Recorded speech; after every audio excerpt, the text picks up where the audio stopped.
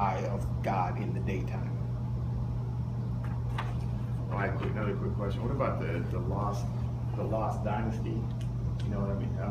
When the Nubians came back and took, When A.R.K and A.R.K come up there, I believe in well, I'm not sure, but I've seen in books when I was doing my research for this research paper, if that dynasty won't even be it won't even exist in their book. It'll just get, I want to say it's like well, the 17th. they kind of have to keep it around because that's when the Jews were actually getting run out of town and they came and saved them. A.R.K is the African, the Nubian pharaoh that comes into Egypt and saves their behind. I've seen in books where it's not even in. Oh no, I'll be honest with you. There's no way if I were them, that's why I keep asking the question, why me? You know, I mean, if you knew me in my other life, there would be the last thing you think I'd be doing, okay? I come from Whiteapolis, the land of pimps and hoes, okay? I'm in California doing it with both hands and both feet. I had 5 people that I was engaged to at the time I met my wife. I was having too much fun, okay? Doing drugs with both hands and drinking whiskey on the side. I was terrible, okay? But I mean, I want kids to know that. Like, hey, I'm not, I didn't come from Harvard. I came from the streets of LA by way of hip Minneapolis, okay? But this turned me around all the way. To the point I don't drink. I surely don't smoke, and I surely am not doing any more cocaine, crazy stuff like that. And I have some very good friends of mine that left the planet. Oh, sure, we all do. No, I mean, the Colombian hookup, I had it. Oh, yeah, I have. The Italian lady that I was with, her best girlfriend was married to the Colombian guy that was over the cartel. I used to get pure stuff by the pound. And some of my colleagues, Kaz Keaton, if you ever see the movie called The Rhinestone Cowboy, look at the credits, you'll see his name. He was the prop master for the movie. Kaz wound up killing himself behind cocaine. Smoked himself right off the planet. Now, that's the ultimate in stupidity. It's one thing to have fun, it's another thing to, lead the planet. Now, on 201, there's some symbols on here I want you to look at because they should. It says, under the form, he is depicted as the mummy, bearded, standing up with the symbol of Ma'at or the cubit, and holding in his hand the emblem of life. See that symbol? Mm-hmm. Now, that symbol has changed twice. Originally, the symbol for life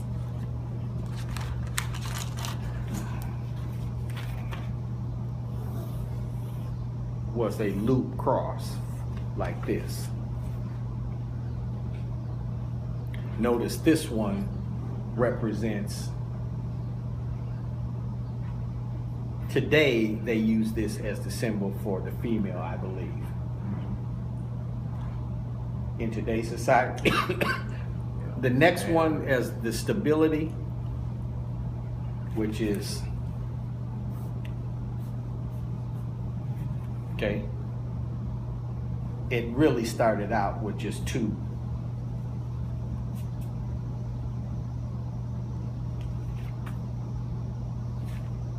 This is actually the female reproductive system. Right. Where the eggs go in, the baby is formed, and that's the birth canal.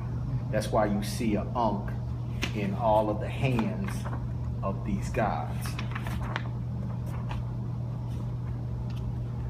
A couple pictures back, you see that Thor, right? Okay. Because they use real things, they didn't make up imaginary things to symbolize what they were trying to. This double cross, which is today's symbol for the American Cancer Society, means just what it says. You have been double crossed. They're not playing. It's also Exxon. Next time you look at the Exxon, notice how it's written. Those are crosses, that's not X's. Look at it closely, you will see. If it was an X, it should cut off with the rest of the symbols. Note it, just pay attention. Oh, they serious about their business now. A star pointing upward is a heavenly symbol. A star pointing downward is a satanic symbol. It's called a pentagram. Mm-hmm. It normally has a goat's head in there. Mm-hmm. Symbol for Satanism. If you take the inside of the pentagram, it is called the pentagon, where your government is run from, and that's the symbol for Chrysler Corporation. And Chevron. Yep. If you see the goat's head, next time you look at the Dodge Ram commercial, look at the Dodge Ram closely, you will see that goat's head. And it'd be something further apart, because I have. That's right. It has one. And all the other cars use this oval or the symbol of life with the L or something in here. Lexus, Mazda, Ford is just the regular oval. Even Lincoln is a big cross. If you want to keep something from us, put it in plain sight. Because we don't study hieroglyphs or symbolism, so we don't understand. And the people who understand these secret symbols, they know exactly what they're doing. Right there it says the horse lock of hair, symbolic of youth. So next time you see a grown Jew with a lock, hand him some scissors. Because when you travel, you see it all the time. All over New In York. New York, All over New especially York. in New York, All them yeah. Jews in New York. At the airport. That's right. On 202, it talks about the all-seeing eye. The eye of dark in the underworld and the eye of light in the day. What's this underworld about? Say that again. What's this underworld about? The underworld. The underworld is where the sun and the moon disappear, and we didn't know where they went, so they dug a hole through the earth so they could come through. That's called the underworld. You now think of it as hell. Yeah. That's why I wanted to clear that up. Notice this other little symbol they have there with all those little notches on it. And it said they've been doing this for millions of years. It does give some validity to Sister Dolores and how she was speaking about this stuff is very old. But see, this is the only place where they give that up. So if you don't have this reference handy, when you jump out there with those millions of years, you're gonna have some serious fight on your hand, because I guarantee the white people are not, you know, they'll tell you, well, millions of years ago with dinosaurs. You know, but it says, are millions of renewals of light.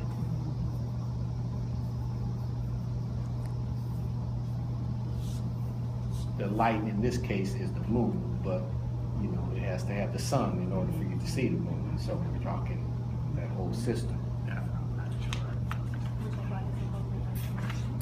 On 203, and they just get into different things around the world that the people are using these symbols. The one I wanted to really, I find interesting is the monkey god on 203. If you ever look at something in India, you see how they treat monkeys. How they treat them. They ain't killing no monkeys in India. They worship monkeys. Yeah, they worship monkeys. Mm-hmm. Yeah, they have the run-up place. Yeah, And in some parts of India, rats too. yeah. Rats and monkeys. They will not kill rats, monkeys, and cows. I knew about the cows.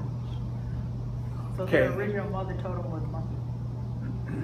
Well, see, when you go into different societies, they have to use symbols that Or relative relate. to That's right. I mean, that's why you know these things didn't come from America or Europe, because they don't have no lions and tigers and stuff up in there. So how'd you get all this? On 204, it refers to Hermes. The divine word, when written down, constitutes the scriptures, the earliest of which are these ascribed to Hermes or thought. See, they'll tell you Hermes did it because Hermes is Greek. Oh, Just little things like that, you know, where like, oh, okay. But where'd he get it from? The same thing with the concept in the next chapter, we're going to bump into a guy named Imhotep. Now, in today's society, they tell you Imhotep is the first multi-genius in history. But we never asked the question as who was his teacher? How did he get the knowledge? How did he give me a scribe, a doctor, a dentist, an architect? All in 65 years. What, you had to go to school somewhere. Where'd you get this information from? And these are the questions that we need to be asking when someone tells you anything. On 206, it talks about the leapers. I don't know if you've ever seen in parts of Africa where they have these people that have these really white teeth. Yep. Okay, and they're jumping. That's those leapers. So it just shows you footprints of where these different teachings have actually went when you're looking around in National Geographic and some other things. The cat, which you see in Egyptian stuff, you see a lot because the cat, likened to the owl, can see in the dark.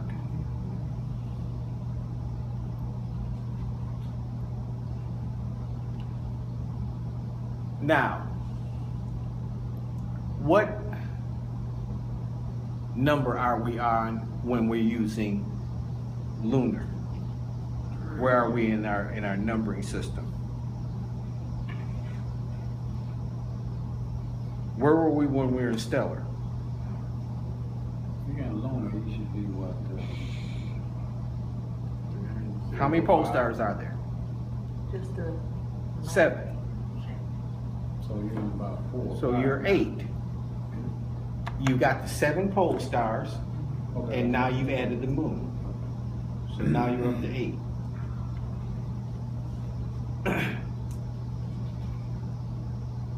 The 8th in the stellar and the highest was Horus. And ANUP. Because Adam is going to show up in the solar a lot. Excuse me. But if you know it started in lunar.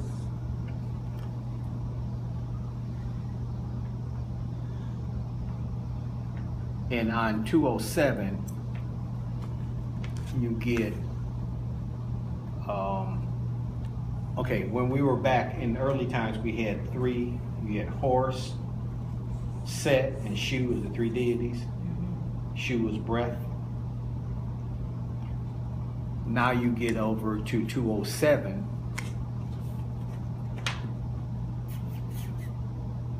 And you're adding Seb.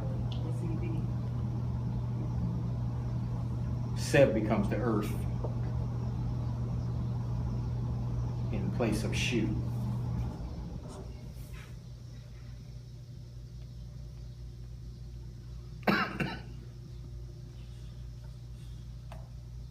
And how to keep them straight. If you think of Shu, think of pyramid, which is 3.